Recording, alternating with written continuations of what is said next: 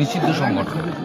ওর দাদার নেতৃত্বে ধুলিয়ান শামশেরগঞ্জে দাঙ্গা হয়েছে, 10টা হিন্দু গ্রাম লুট করেছে এবং হরগোবিন্দ দাস চন্দন দাসকে খুন করেছে।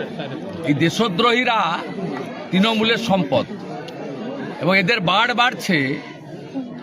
প্রশাসনিক ব্যবস্থার অভাব আছে, পুলিশ দলদাসে পরিণত হয়েছে।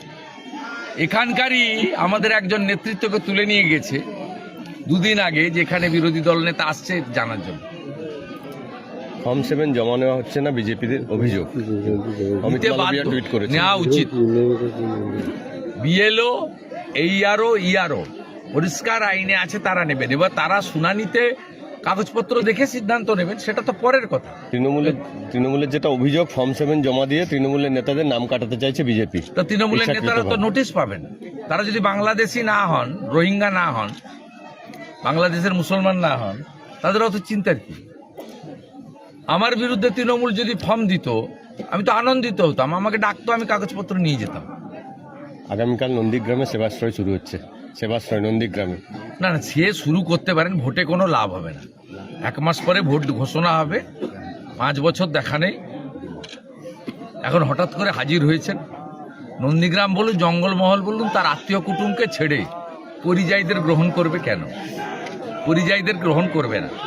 তৃণমূল কংগ্রেসের সবচেয়ে বড় রাজনৈতিক অস্ত্রের নাম মমতা ব্যানার্জি। তিনি যেখানে হেরে গেছেন, সেখানে আর কোনো ওদের রাজনৈতিক অস্ত্র নেই যেটা বিজেপির বিরুদ্ধে প্রয়োগ করবে। আর এটার মধ্য দিয়ে প্রমাণিত হলো রাজ্যের স্বাস্থ্যমন্ত্রী মমতা ব্যানার্জি সম্পূর্ণভাবে ব্যর্থ। তাই ওনার ভাইপো নেমেছেন লোককে প্যারাসিটামল বিতরণ করতে। আমি বলেছি ওষুধপত্র দেখে খেতে, কারণ এরা হিন্দু জনসংখ্যা কমাতে চায়, জন্ম নিয়ন্ত্রণের ট্যাবলেট আবার না খাইয়ে দেন। বলছেন ভবানীপুরে মমতা ব্যানার্জিকে হারাবেন, আপনি কি 2 জায়গা থেকে দাঁড়াবেন?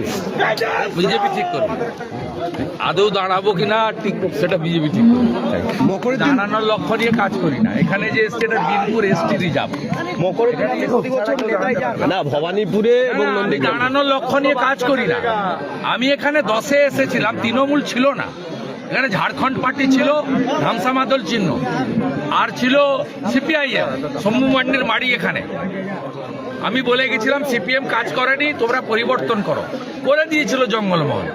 আজকে বলতে এসছি মমতা চুরি করেছে, আপনাদের ঠকিয়েছে, আপনার বাড়ির ছেলেকে চাকরি দেয়নি, আপনি এখনো আবাস পাননি, এখনো কুয়া থেকে জল তুলতে হয়, ফলস আদিবাসী সার্টিফিকেট হচ্ছে, যারা নন আদিবাসী তাদের সার্টিফিকেট দিচ্ছে, কুর্মী আদিবাসী ঝগড়া লাগানোর মূলে মমতা ব্যানার্জি। তাই এবারের নির্বাচনে মমতা ব্যানার্জিকে হারিয়ে নরেন্দ্র মোদীজির হাতে তুলে দিন। পাশে ঝাড়খণ্ড, উড়িষ্যা, ঝাড়খণ্ডে আমাদের সরকার নেই, একলব্য বিদ্যালয় হয়েছে। প্রাচীন যে সমস্ত জনজাতিদের লোধা সবর এই এলাকায় থাকেন, সেই সব গ্রামগুলোকে মডেল ভিলেজ তৈরি করেছে ভারত সরকার, ট্রাইবেল ওয়েলফেয়ার ডিপার্টমেন্ট থেকে। আজকে এখানে কিচ্ছু হয়নি। এই যে ডায়ে বাঁয়ে বাড়িগুলো দেখুন, কোথাও কোনো বাড়ি দেয়নি। 40 লক্ষ প্রধানমন্ত্রী আবাস যোজনা দেওয়ার পরে কেন লোকের কাঁচা বাড়ি থাকবে? 72 লক্ষ শৌচালয় দেওয়ার পরে কেন লোকে মাঠে ঘাটে জঙ্গলে প্রাতকৃত্য করতে যেতে হবে? 8,000 কোটি টাকা জল জীবন মিশনে দেওয়ার পরে কেন কুয়া থেকে জল তুলতে হবে? কেন এই মাটির রাস্তা, মোরাম রাস্তা, ধুলা রাস্তায় এখনো হাঁটতে হবে? কোটি কোটি টাকা ভারত সরকার, শত কোটি টাকা RIDF দিয়েছে। কেন জঙ্গল কেটে সাফ করে দিচ্ছে? কোনো জঙ্গলের অস্তিত্ব নেই। এত কাঠ চুরি, নদীগুলো ধ্বংস করে দিয়েছে বালি চুরি করে, কোনো নদীর অস্তিত্ব নেই। পাশে সুবর্ণরেখা যান, কি করেছে দেখে আসুন। বেআইনি মোরাম খাদান, পুলিশগুলো টাকা তুলছে।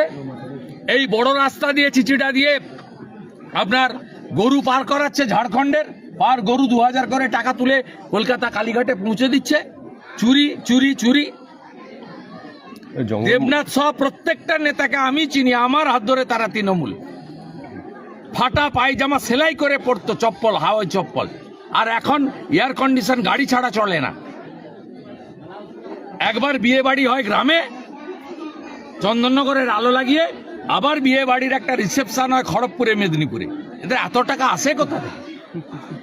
সবর আদিবাসী, মাহাতো, কুর্মী, এদের সবাইকে SIR এর নোটিশ পাঠানো হয়েছে, এদের দাঁড় করানো হচ্ছে লাইনে। এদেরকেও কি বাদ দেওয়ার একটা চক্রান্ত?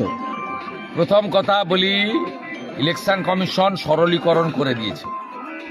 এবারে কোথাও কারো স্পেলিং মিস্টেক বা ইত্যাদি থাকলে তার জন্য নোটিশ হচ্ছে, সহযোগিতা করা উচিত।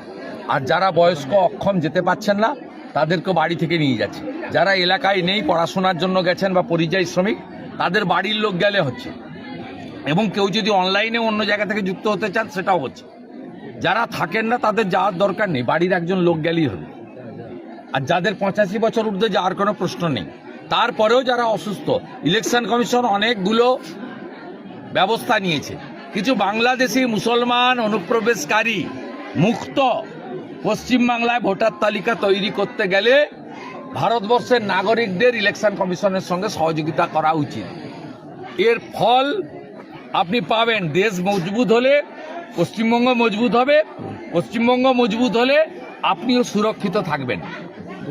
এই জন্য ইলেকশন কমিশনকে সহযোগিতা করা। জঙ্গলমহলে দাদা আপনি একাধিকবার অভিযোগ করেছেন স্পঞ্জ আয়রন নিয়ে, যারা জমি বালি সবকিছুর সাথে যুক্ত, সেটা নিয়ে ওটা তো পাটোয়ারি মানেই তো তৃণমূল। সব আদিবাসীদের জমি ফমি, কুর্মীদের জমি টমি নিয়ে লুট করে নিয়েছে। স্পঞ্জ আয়রনের বিরুদ্ধে কিছু আন্দোলন সম্পূর্ণ পলিউটেড, একদম পলিউশন। এরা করবে না, এদের মিলা ভগত আছে। বিজেপিকে আসতে দেন এপ্রিল মাসে। জঙ্গলমহলের মানুষকে বাঁচানোর অগ্রাধিকারে আমাদের এক থাকবে। নরেন্দ্র মোদীজি দ্রৌপদী মুর্মুকে রাষ্ট্রপতি করেছেন। নরেন্দ্র মোদীজির নেতৃত্বে ছত্তিশগড় এবং উড়িষ্যায় পাশেই, ঝাড়খণ্ড পেরোলেই ছত্তিশগড়, আর এদিকে উড়িষ্যা, ময়ূরভঞ্জ, বারিপাদা আমাদের গায়ে। কিভাবে ডেভেলপমেন্টের কাজ হচ্ছে দেখুন। ওই 1000 টাকায় কিছু হবে না। আমাদের উড়িষ্যার সরকার বছরে একসঙ্গে 50,000 টাকা মেয়েদের দিচ্ছে সুভদ্রা যোজনায়।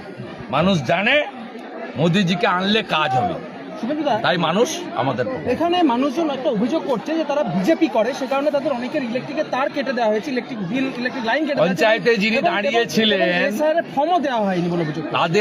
তার 2 লক্ষ টাকা ফাইন করেছে, ইলেকট্রিক বিল কেটে দিয়েছে। আমি ফোন নাম্বার নিয়ে গেলাম, আমি শিক্ষা দিয়ে ছাড়ব।